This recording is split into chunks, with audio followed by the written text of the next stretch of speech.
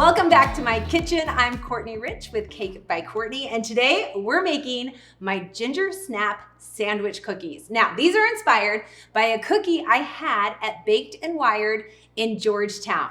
It was so yummy, and I fell in love with it. One, because the texture was so good, the flavors, and it reminded me of my gingerbread lemon cake because we have a little bit of a lemon buttercream between our gingerbread cookies. It's so delightful. Let's start with these cookies. It took me several rounds to get them just right, but I'm so happy with how they turned out.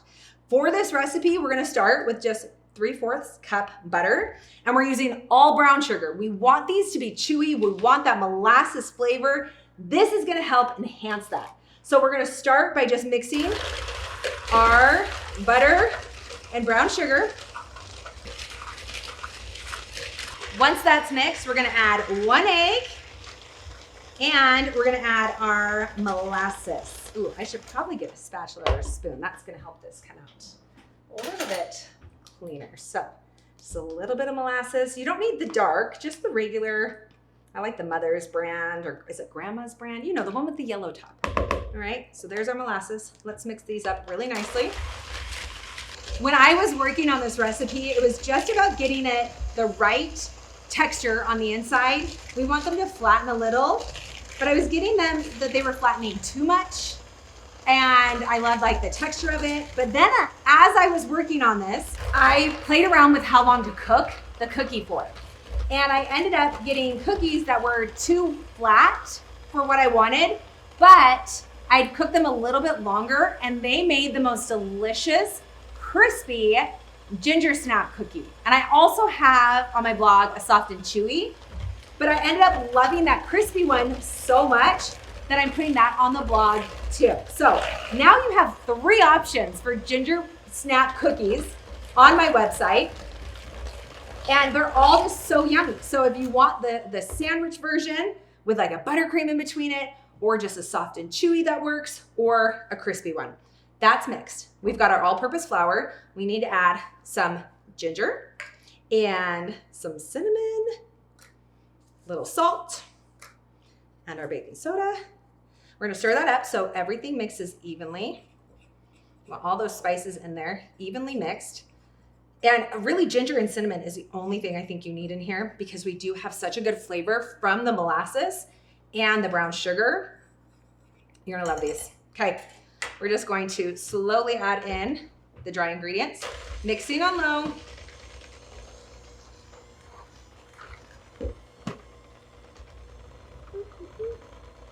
Wow. Look at that coordination. I'm like holding the bowl and the mixer. I needed my squishy bowls. All right, we're good. We got this added. We're just gonna mix that in. Do not stress, it looks a little crumbly. It's gonna come together to create a great dough. And if you're using an electric mixer, it's not gonna look crumbly. I feel like the whisk attachments here with a hand mixer kind of makes it look crumbly first when I'm doing cookies, but it all comes together, so no stress, all right? Here's what I found was so important. When I am making the cookie dough balls, what we're gonna do is use a 1 ounce scoop to make our cookie dough and measure that. We're gonna roll it, and then before we add the sugar, we're gonna flatten it. If you add the sugar, this sanding sugar, before you flatten it, what it does is it pushes that sanding sugar into the cookie and it kind of disappears. And what I loved about the cookie from Baked and Wired is that you could see and you could taste all that sanding sugar on the outside of the cookie. So it had this really yummy crunch to it, this element of like texture. So I'm gonna do all of these in just a minute, but let me show you exactly what this is gonna look like. I like to take a little bit of parchment paper and I wanna flatten it. The parchment paper just helps so it doesn't stick to the bottom of the cup. We're gonna flatten it so it gets to about a 1/4 inch. This way we're getting the texture we want, but without it puffing up. If you left them just as a ball, they're gonna be domed. We don't want that. We want this to be sandwich cookie. So then I'm gonna take my sanding sugar.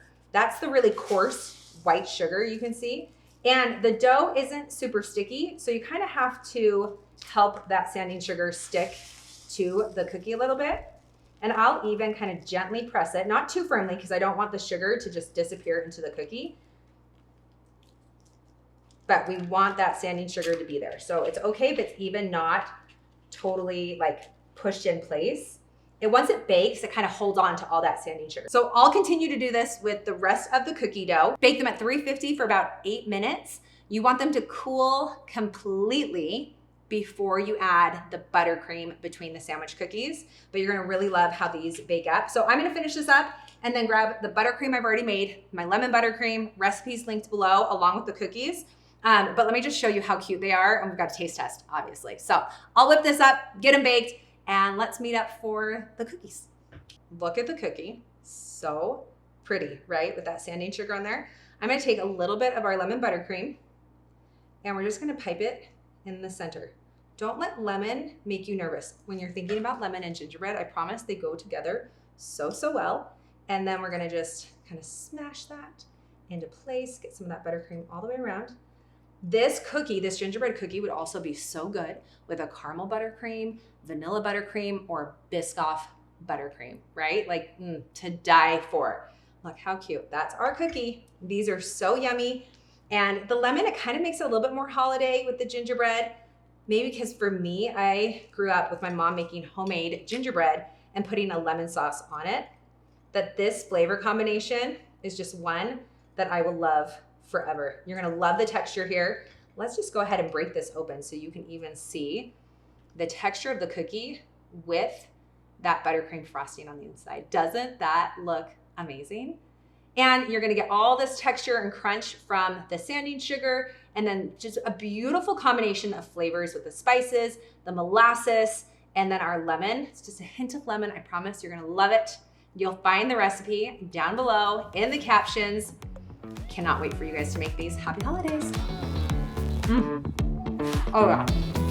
Oh yeah.